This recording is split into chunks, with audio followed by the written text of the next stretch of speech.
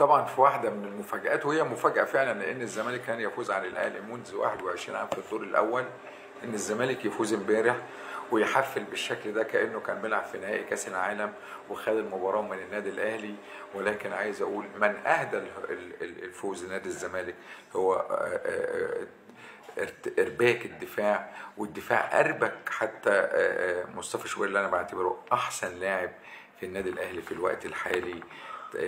كان مرتبك جدا، لان دفاعه كان مرتبك، ورامي ربيعه كان اخطائه كتير جدا. ولكن مباراه وحصلت في الدوري، وان شاء الله على كولر انه يصحح اخطائه، على كولر انه يشوف اخطاء الدفاع.